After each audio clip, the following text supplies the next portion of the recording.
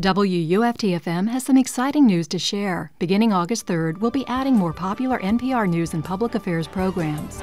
North Florida listeners can now enjoy The Diane Rehm Show, Talk of the Nation, Marketplace, and much more. And our commitment to classical music expands as we dedicate an entire HD channel along with internet streaming just for the classics. To learn more about these exciting changes, visit us at our website at WUFTFM.org. The University of Florida may be known for the national championship winning football and basketball teams. Most of the excitement takes place at the O-Dome and Ben Hill Griffin Stadium. And sometimes they take the celebrations to the streets of University Avenue. It's near the Swamp and the O-Dome.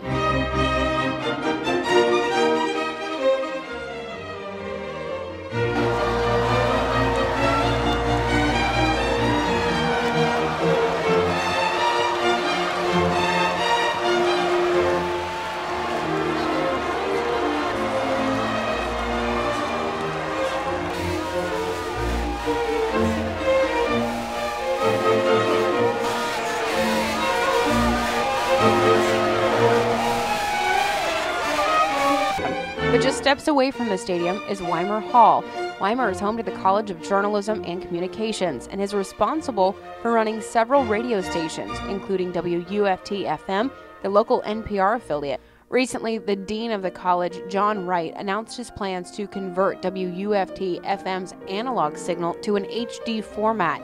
Dean Wright says his reasoning for these changes are to keep the college financially viable, have the latest technology, and to give the students more experience. A lot of factors went into our decision to change the format on WUFT-FM. I can start with the fact that it is the educational mission of the College of Journalism and Communications to provide the highest possible quality educational experience for our students. In addition to that, it's never been more important than now to offer the highest quality news, information, and public affairs programming to communities around this country. I have to mention also that there is a financial issue because we must be financially viable to position ourselves for the next 2 decades as we go into the 21st century. The WUFT-FM transition is taking advantage of some technological enhancements that are now possible in the digital era, as well as fulfilling a paradigm shift desire and vision that Dean Wright has for this college. Well, the educational experience of the students will be enhanced in a couple of ways. One is there are going to be increased opportunities for the production of news and newscasts on WUFT-FM. But for instance, from 7 to 8 every night, we plan to have solid local news programming produced by our students.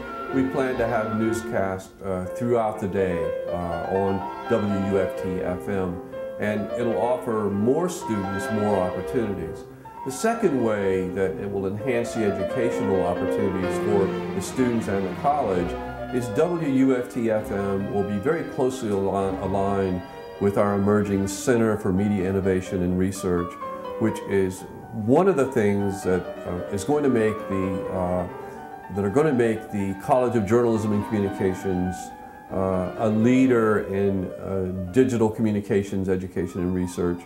We have a 21st century news laboratory that will be working with WUFT-FM, and in some ways, perhaps even more importantly, we have a research consortium where we're going to be looking at how people receive news. What kind of news do people want? How effectively is news delivered online versus over the radio, versus over television? All of those things, and University of Florida will become known even better than they are today, naturally, for that kind of research. The radio station 89.1 will no longer be airing music on that frequency, just talk radio with local news programs and national NPR shows. HD2 will only be airing classical music, no other formats. The programming and formatting for HD3 has yet to be decided upon. WUFT has the technical capability of providing three radio frequencies in one on the 89.1 channel. by using digital radio technology. So what the dean has decided to do is to make Channel 1 news, talk, and public affairs programming.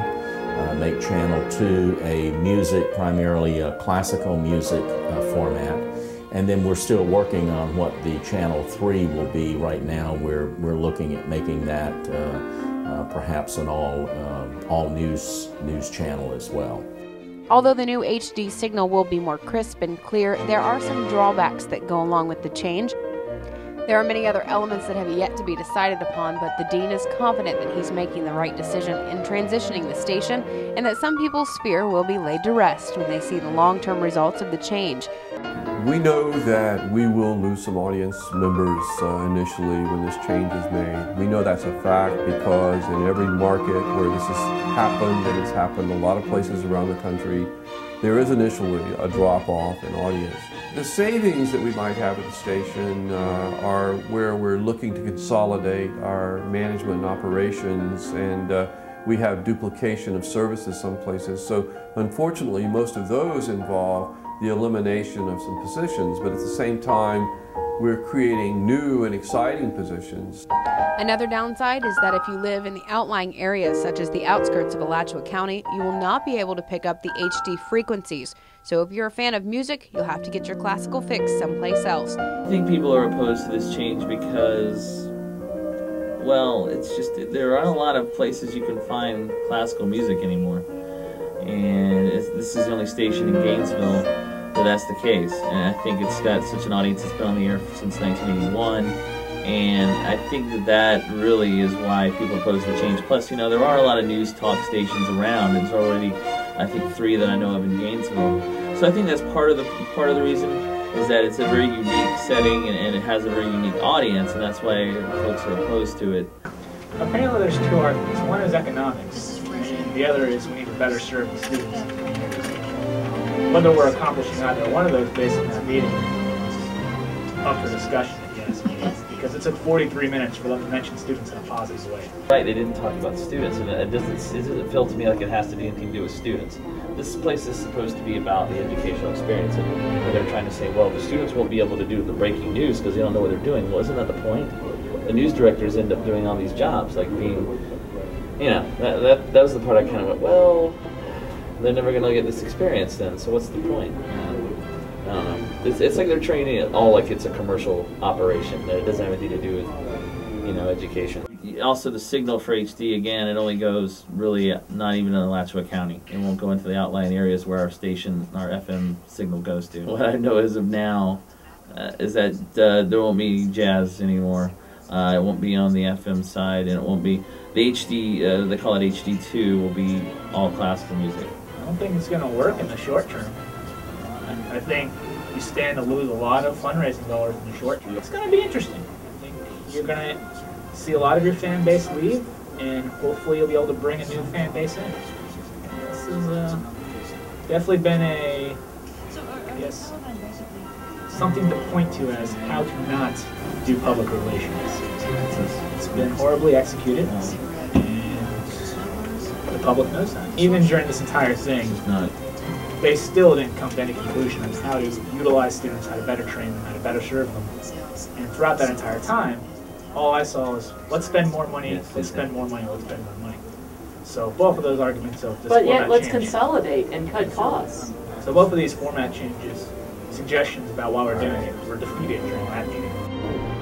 You know, unfortunately, it's going to hurt the station probably. I mean, that's part of your listener base. That being said, as an economic standpoint, I can definitely understand cutting jazz, but replacing it with something that costs more doesn't make sense to me. Our overnight jazz program only costs like $2.50 an hour. So if you're going to be running NPR programs, or you're going to be putting students on the air, you're going to pay those students probably. No one's going to work 11 to 2 unless you pay them. I mean, we can barely get our paid employees to stay here 11 to 2. And it's the same way with NPR program. If you're going to air an NPR program, you've got to pay access fees. So whatever you replace the overnights with, you got to pay for it. And as of August 3rd, the local community said goodbye to the name Classic 89. This is Fresh Air. You're listening to All Things Considered on WUFT and WJUF. You're listening to Morning Edition on WUFT and WJUF, a public broadcast service of the University of Florida.